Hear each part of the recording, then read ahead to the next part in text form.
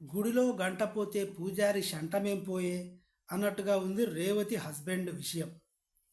పెళ్ళాం పోయింది, దినం కూడా అయిపోయింది, కర్మకాలం అంతా అయిపోయినాయి. పిల్లాడి ట్రీట్మెంటు అల్లు అర్జున్ టీం చూసుకుంటుంది. తొందరలో బయటకు వచ్చేస్తాడు పిల్లాడు కూడా. ఓ కూతురు కూడా ఉంది. నిన్న మైత్రి మేకర్స్ వాళ్ళు 50 లక్షలు చెక్ ఇచ్చారు.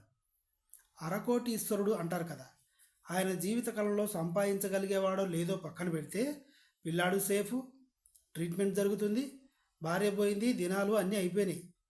50 లక్షలు ఆయన దగ్గర ఉన్నాయి. ఇప్పుడు బంధువులందరూ పీక్కు తింటున్నారు. పెళ్ళాం పోతే పోయింది, కోటీశ్వరుడు అయ్యాము.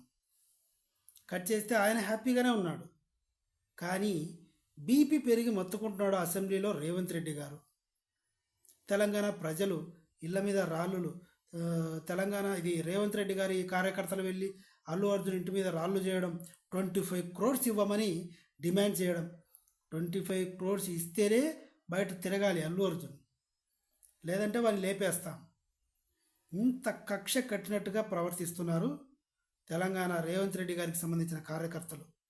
మీరు చూసుకుంటే రాళ్లతో కొట్టిన వ్యక్తులు వాళ్ళు రేవంత్ రెడ్డి గారి అనుచరులు అని ఫోటోస్తో సహా బయటకు వచ్చేసినాయి. ఇప్పుడు నష్టపోయింది ఎవరు? బీపీ తెచ్చుకున్న రేవంత్ రెడ్డి గారు, రేవంత్ రెడ్డి గారి సపోర్టర్సు, కొంతమంది మీడియా మిత్రులు, అల్లు అర్జున్. అల్లు అర్జున్కి అయితే పరువు పోయింది, బ్రాండ్ ఇమేజీ పోయింది, బయట తిరగడము లేదు.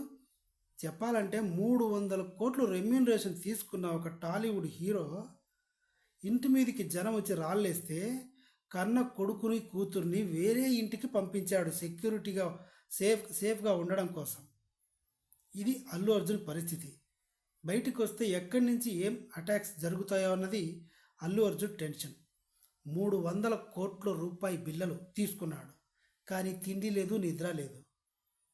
ఎటుపక్క నుంచి ఏం బాంబు వస్తుందో, ఏ కమిషనర్ ఫోన్ చేసి ఏ స్టేషన్కి రమ్మంటారో.